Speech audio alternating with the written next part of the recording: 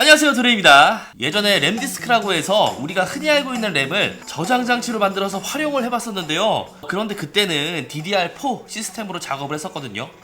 하지만 2023년 메모리 값이 떡락하더니 DDR5마저 미친듯이 저렴한 가격에 풀리고 있죠. 그래서 이번에는 램 용량도 넉넉히 늘리고 이제는 많은 분들에게 친숙한 DDR5 시스템으로 디아블로4를 설치해보고 여러가지 테스트를 해보기로 했는데요.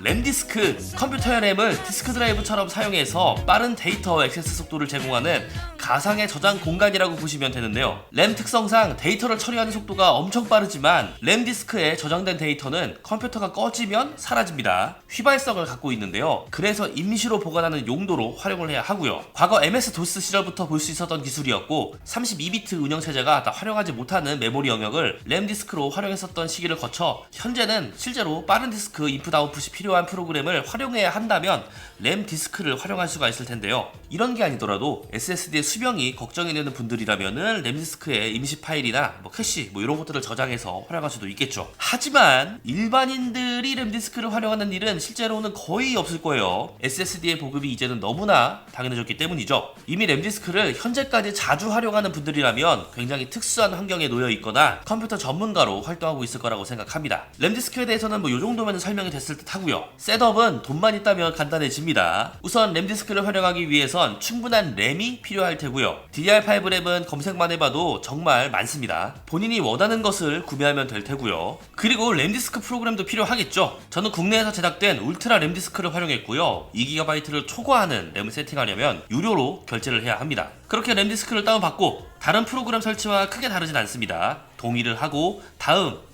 눌러주면 끝나 있어요.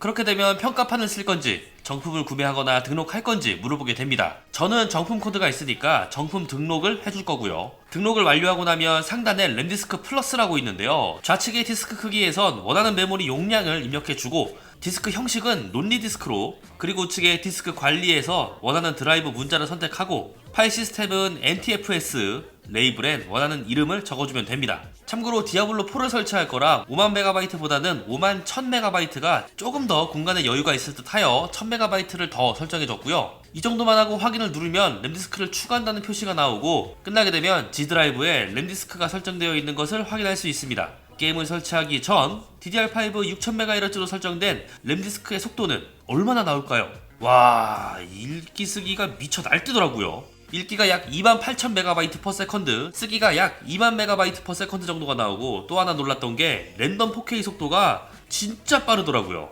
ATTO 벤치마크에서도 결과는 비슷했습니다. 24MB에서 최대 쓰기 성능을 보여주고 64MB에서도 크리스탈 디스크 마크와 크게 차이가 없었습니다. 테스트를 하면서 램의 온도를 살펴보니 방열판 작업이 제대로 되어 있었기 때문에 최대 온도가 44.3도 이 정도의 수준이었는데요. 굉장히 낮은 온도를 보여줬고요. 램디스크로 세팅한 후 여러 테스트를 해봤는데 사실 비교군이 필요하잖아요.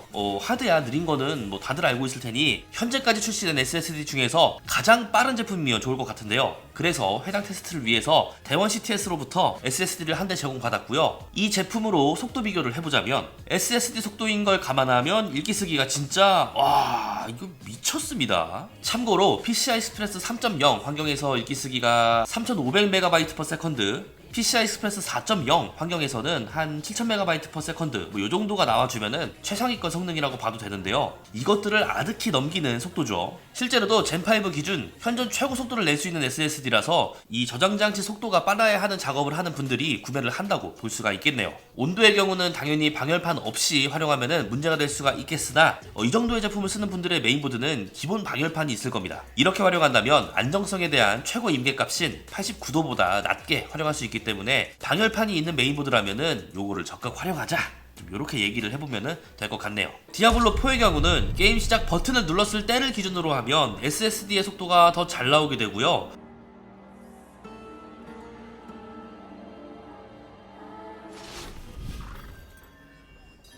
대기열이 끝나는 시점을 기준으로 측정하면 램디스크 쪽의 로딩이 조금 더 빠르더라고요.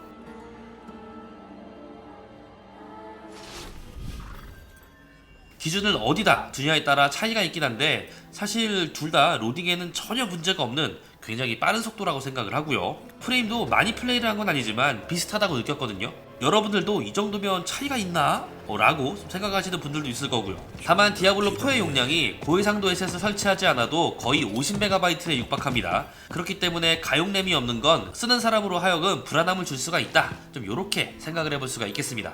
오버워치2의 경우는 램디스크 쪽의 성능이 잘 나왔습니다. 물론 평균 6프레임 차이면은 프로게이머도 인지하기란 불가능한 수준이라고 봐도 되지만 하위 1% 프레임의 경우는 생각보다 많이 차이가 있더라고요. 아무래도 램이 총 용량 대비 약간 여유가 있는 상태이기도 하고 저장 장치에서 데이터를 끌어쓰는 속도가 배 이상 차이가 나잖아요. 이런 여러가지 이유로 인해서 램디스크 쪽의 프레임 방어가 더 유리한 것이 아닌가 추측을 해볼 수가 있겠습니다. 다음은 엘더스크롤입니다. 용량이 낮기 때문에 테스트하기가 참 편했고요. 역시 로드 파일 버튼을 눌렀을 때부터 비교를 해보면 크게 차이점을 못 느낄 정도로 같이 켜지는 것을 볼 수가 있는데요. 슬로우 모션으로 확인해보자면 정말 1프레임 단위 차이로 어두운 화면이 먼저 거치는 건 SSD지만 슬로우를 걸어야 보이는 차이가 실제로 유의미하다고 보기는 힘들지 않을까 좀 이렇게 생각이 들었습니다. 가격의 경우는 구성에 따라서 얼마든지 달라지기에 뭐 정확한 비교라고 할 수는 없죠. 애초에 부품 성격 자체가 다르기도 하고요. 다만 DDR5 램은 충분히 구매가 가능할 정도로 이 가격대가 상당히 많이 내려왔습니다. 램 슬롯이 부족한 경우가 아니라면 본인이 원하는 용량으로 맞춰도 현재로선 부담이 없다고 봐도 되는 수준이고요. 램 디스크 용량이 더 필요해서 뭐 32GB 4개를 꽂아야 하는 뭐 이러한 상황이라면 그때는 가격 부담이 조금 있기는 할 것 같아요.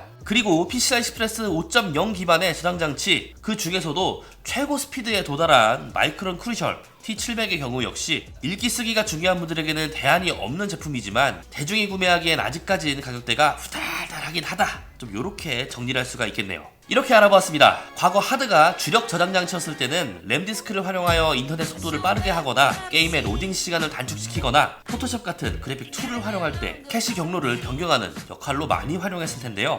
2023년에 와서 SSD는 대세 중에 대세가 되어버렸고 속도 또한 상향 평준화되었고 가격마저도 최상급이 아니라면 박살이 나 있습니다. 오히려 하드가 대용량 파일을 저장하기 위해 옵션이 되어버린 상황이 되었죠. 저만 하더라도요 컴퓨터나 노트북에 이제 하드 같은 경우는 전혀 쓰지 않고 나스를 통해서만 하드를 쓰고 있으니까요. 많은 분들도 해당 상황과 크게 다르지는 않을 것 같고요. 요런 테스트를 좀 진행할 때마다 참 뭐랄까요, 그만큼 시간도 빠르게 흘러가고 기술도 정말 많이 발전했다는 좀 고루한 잡생각이 들기도 했는데요. 램을 가상 드라이브로 할당하여 디아블로4를 설치해보고 뭐 여러 테스트를 한 영상 여기서 마무리하겠습니다. 그럼 다음에 더욱 재밌는 영상으로 찾아오겠습니다.